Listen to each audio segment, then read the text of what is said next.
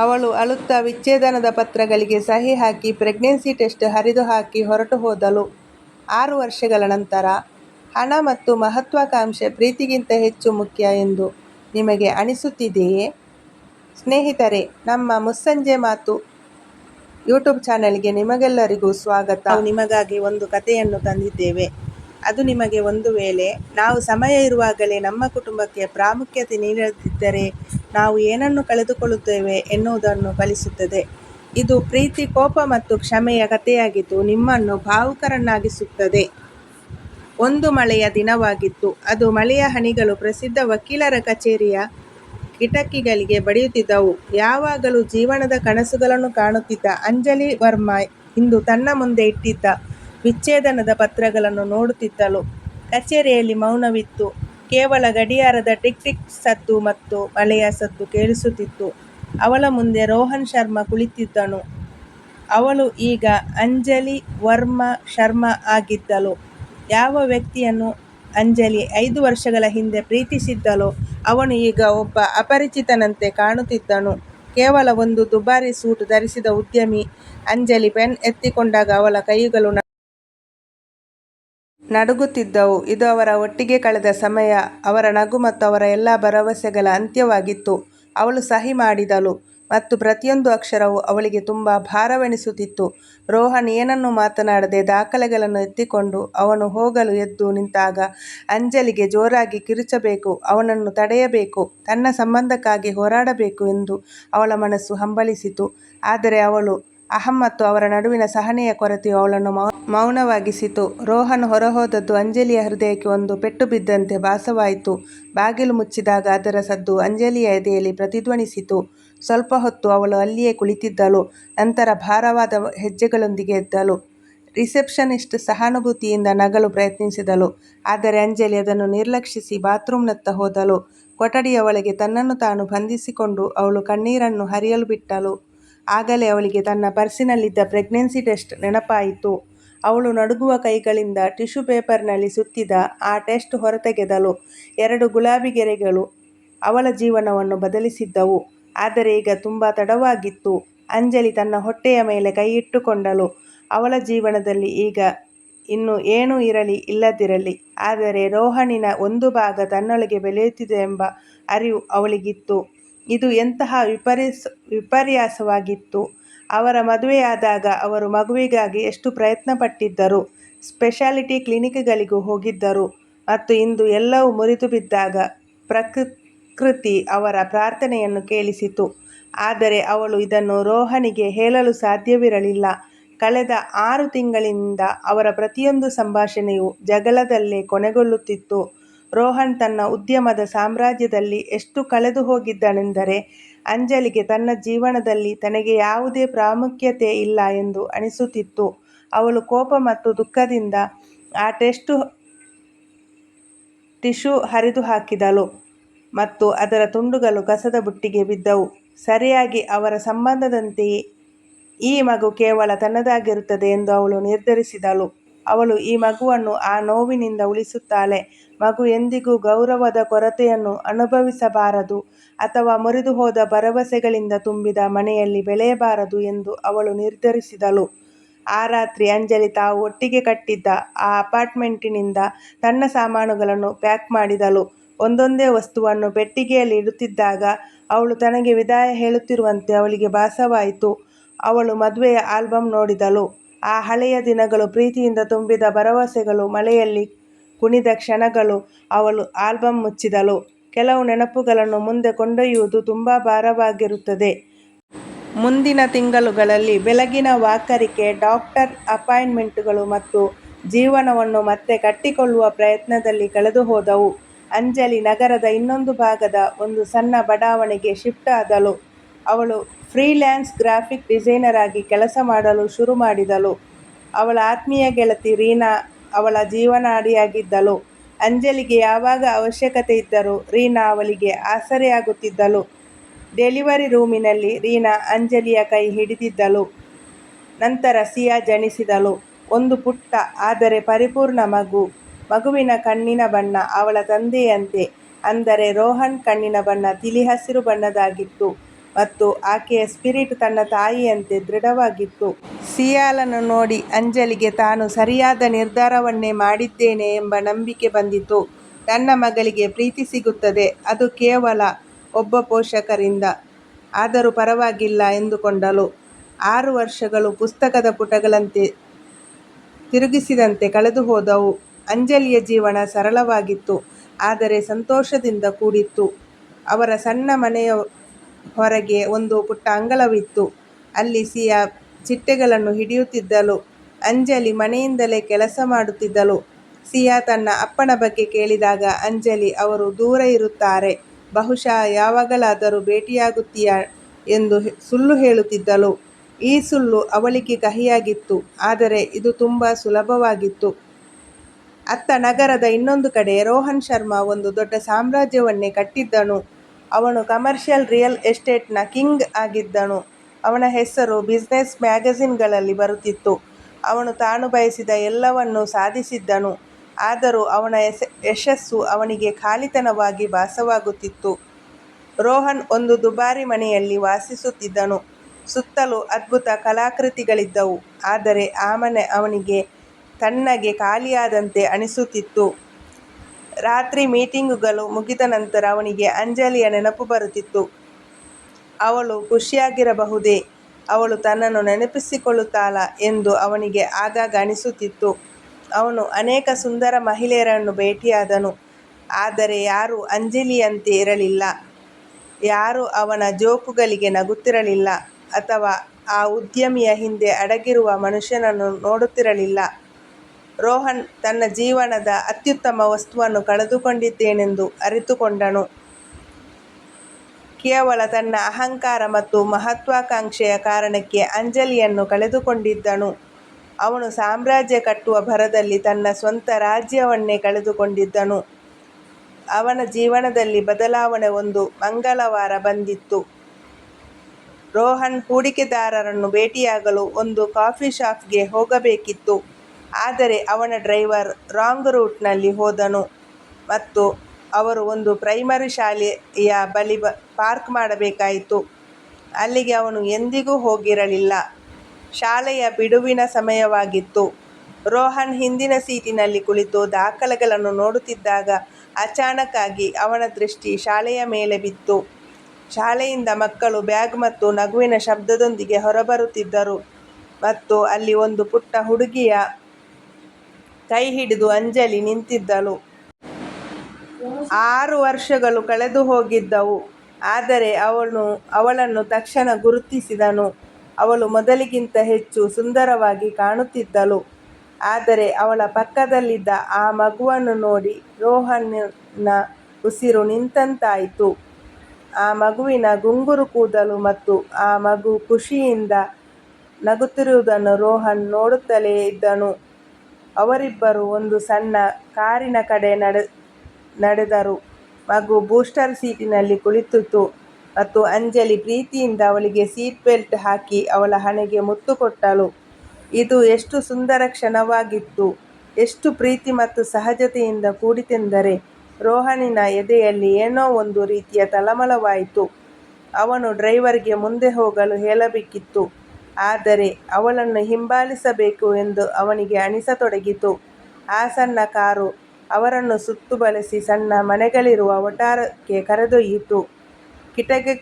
ಕಿಟಕಿಗಳ ಮೇಲೆ ಹೂವಿನ ಕುಂಡಗಳಿರುವ ಒಂದು ನೀಲಿ ಬಣ್ಣದ ಮನೆಯ ಮುಂದೆ ನಿಂತಾಗ ರೋಹನ್ ಡ್ರೈವರ್ಗೆ ಸ್ವಲ್ಪ ದೂರದಲ್ಲಿ ನಿಲ್ಲಿಸಲು ಹೇಳಿದನು.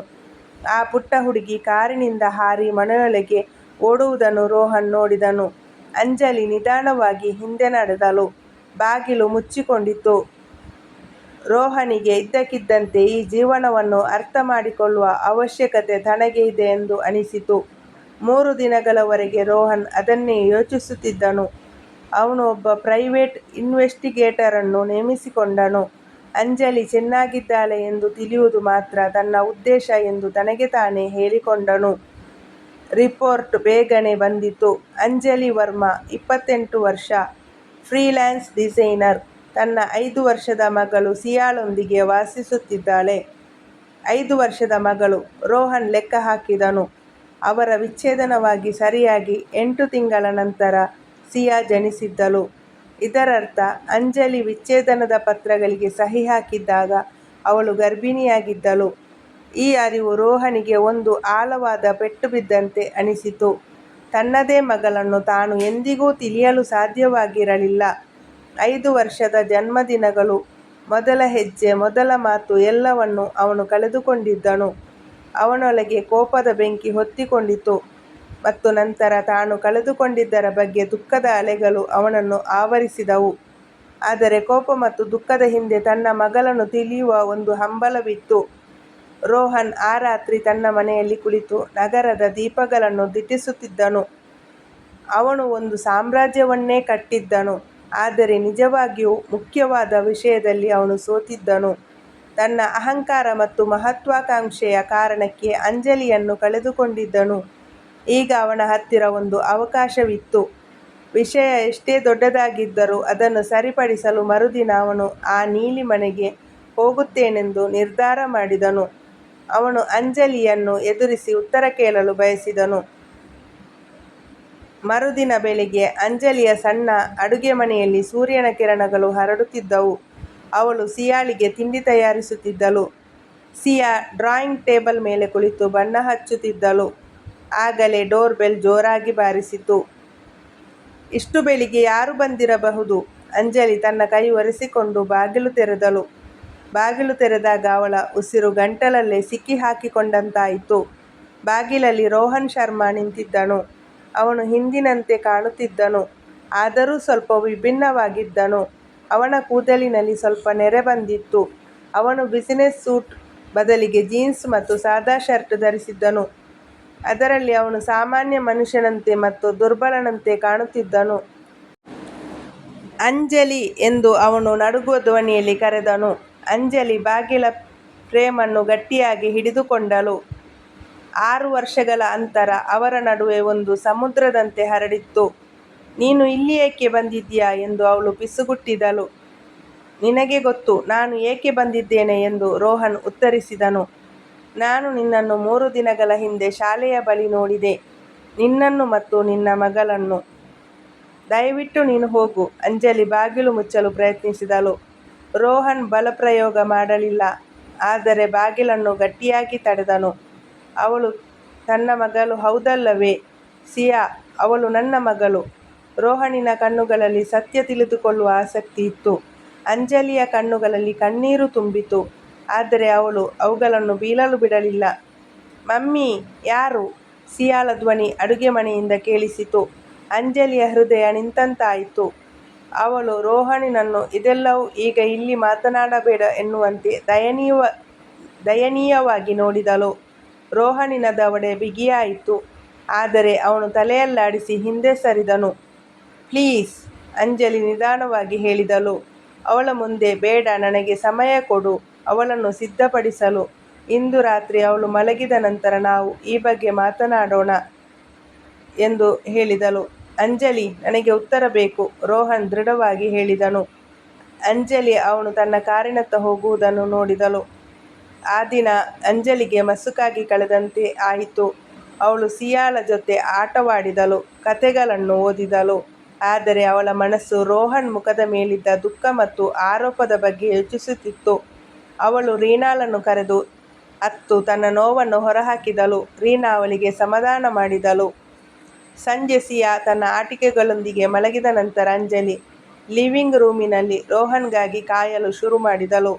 ರೋಹನ್ ಸರಿಯಾಗಿ 8 ಗಂಟೆಗೆ ಬಂದನು. ಅಂಜಲಿ ಅವನನ್ನು ಒಳಗೆ ಬರಲು ಬಿಟ್ಟಳು. ಇಬ್ಬರು ಸಣ್ಣ ಲಿವಿಂಗ್ ರೂಮಿನಲ್ಲಿ ನಿಂತಿದ್ದರು.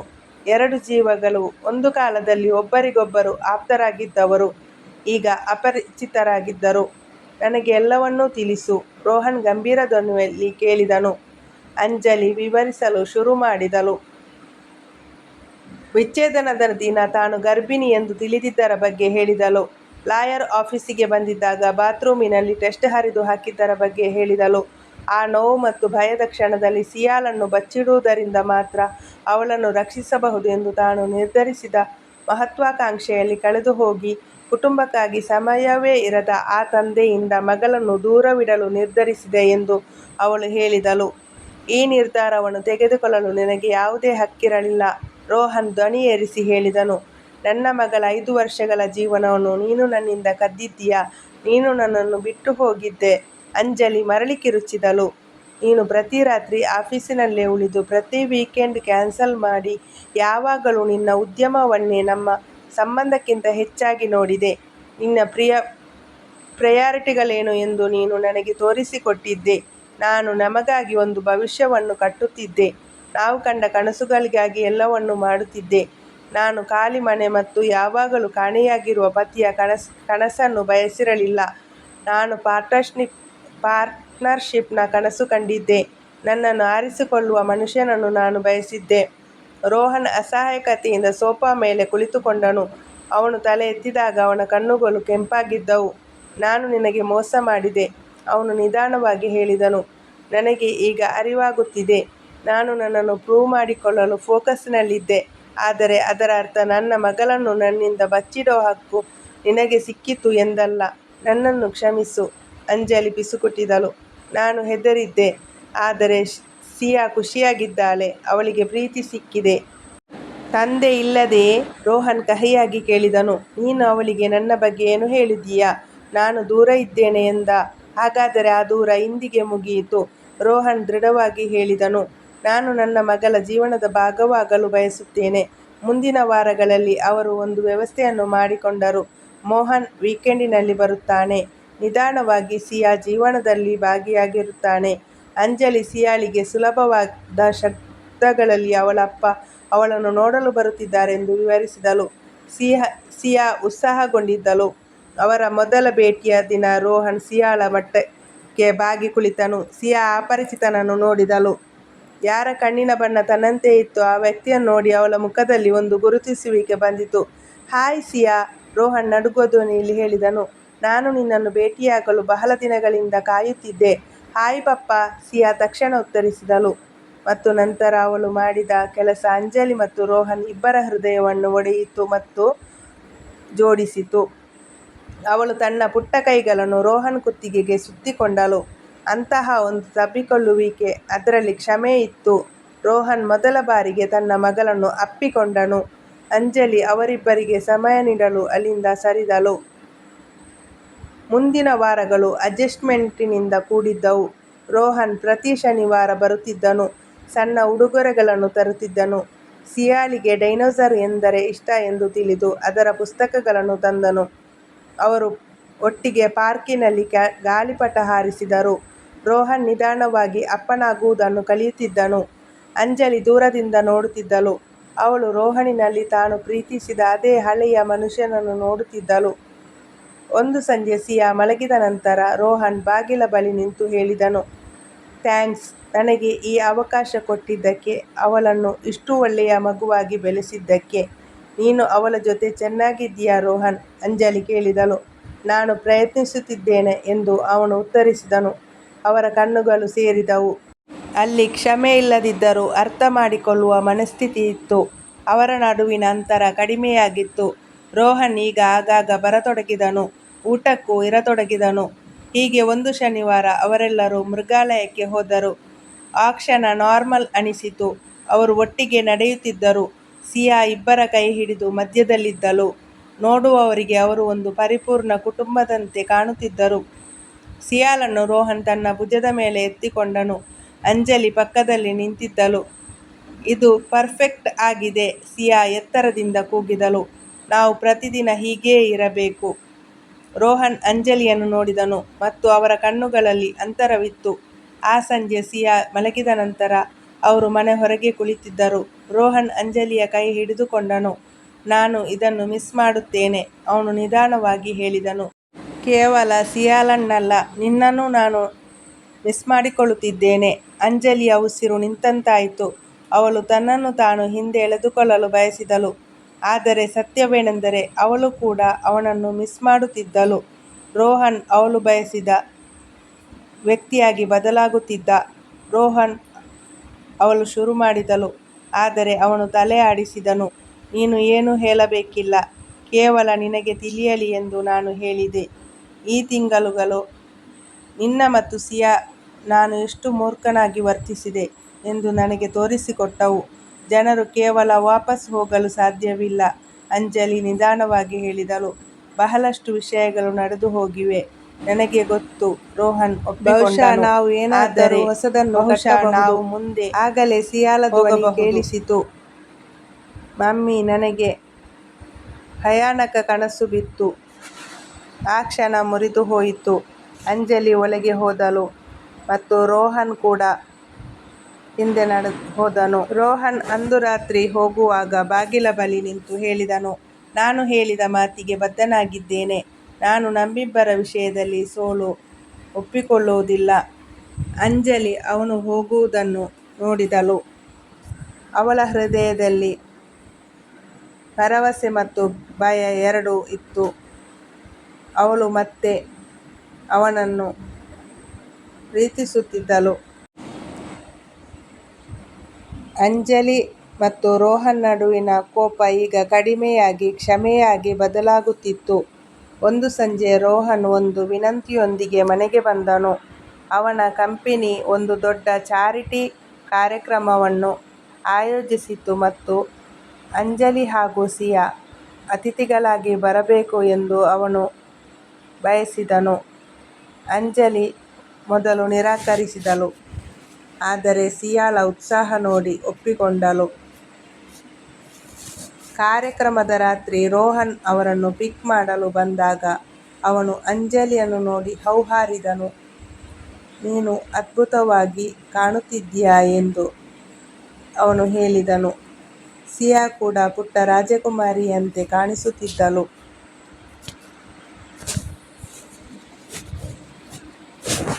ಆ ಕಾರ್ಯಕ್ರಮ ದೊಡ್ಡ ಹಾಲಿನಲ್ಲಿತ್ತು. ಇದು ರೋಹನ್ನ ಪ್ರಪಂಚವಾಗಿತ್ತು, ಸಂಪತ್ತು ಮತ್ತು ಪವರ್. ಆದರೆ ರೋಹನ್ ಅವಳ ಕೈಬಿಡಲಿಲ್ಲ. ಇವಳು ಅಂಜಲಿ, ಸಿಯಾಳ ತಾಯಿ ಎಂದು ಅವನು ಎಲ್ಲರಿಗೂ ಪರಿಚಯಿಸಿದನು ಮತ್ತು ಅಂಜಲಿಯ ಕಡೆಗೆ ತಿರುಗಿ, ಇವಳು ನಾನು ಮರಳಿ ಗೆಲ್ಲಲು ಪ್ರಯತ್ನಿಸುತ್ತಿರುವ ಮಹಿಳೆ ಎಂದು ಹೇಳಿದನು. ಅಂಜಲಿ ನಾಚಿಕೊಂಡಳು, ಆದರೆ ಅವಳ ಹೃದಯದಲ್ಲಿ ಭರವಸೆ ಮೂಡಿತು. ರೋಹನ್ನ ಪಾರ್ಟ್ನರ್ ಸಮೀರ್ ಬಂದು ಅಂಜಲಿಗೆ ಹೇಳಿದನು, ರೋಹನ್ ಈಗ ಒಬ್ಬ ಬದಲಾದ ಮನುಷ್ಯ. ಅವನಿಗೆ ಈಗ ಮೊದಲ ಪ್ರಯಾರಿಟಿ ಅಂಜಲಿ ಮತ್ತು ಸಿಯಾ. ಅಂಜಲಿ ತನ್ನ ಮನಸ್ಸಿನ ಗೋಡೆಯನ್ನು ಕೆಡವಿದಳು. ಅವಳು ಅರ್ಥ ಮಾಡಿಕೊಂಡಳು, ನಿಜವಾದ ಪ್ರೀತಿಗೆ ಧೈರ್ಯ ಬೇಕು. ನಾನು ಕೂಡ ನಿನ್ನನ್ನು ಪ್ರೀತಿಸುತ್ತೇನೆ, ಅವಳು ಜೋರಾಗಿ ಹೇಳಿದಳು. ರೋಹನ್ನ ಮುಖ ಪ್ರಕಾಶಿಸಿತು. ನನ್ನನ್ನು ಮದುವೆಯಾಗು. ಅವನು ವಿನಂತಿಸಲಿಲ್ಲ, ವಾಗ್ದಾನ ಮಾಡಿದನು. ಸರಿ ಎಂದು ಅಂಜಲಿ ತಕ್ಷಣ ಉತ್ತರಿಸಿದಳು. ನಾವೊಂದು ರಿಯಲ್ ಫ್ಯಾಮಿಲಿ ಆಗೋಣ.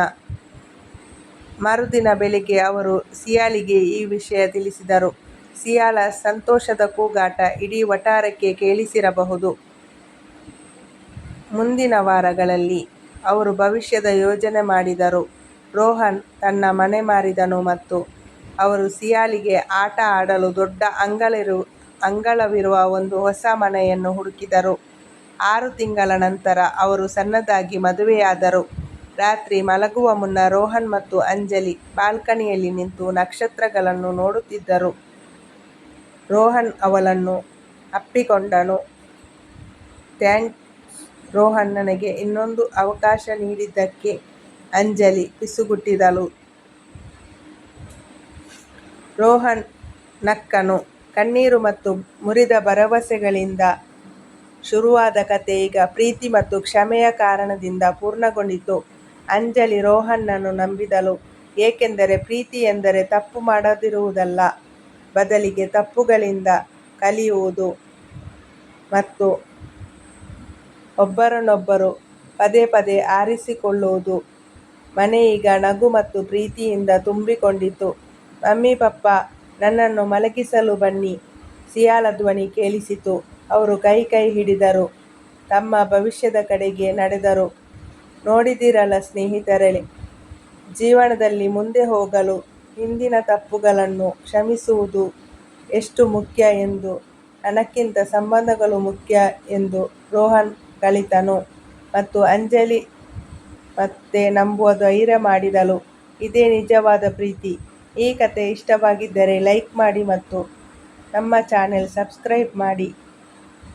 ಮತ್ತು ನೆನಪಿಡಿ, ಸಂಬಂಧಗಳು ಮುರಿದರೂ ಭರವಸೆ ಯಾವಾಗಲೂ ಜೀವಂತವಾಗಿರುತ್ತದೆ. ಮತ್ತೆ ಒಂದು ಸುಂದರವಾದ ಕಥೆಯೊಂದಿಗೆ ಸಿಗೋಣ. ಧನ್ಯವಾದಗಳು.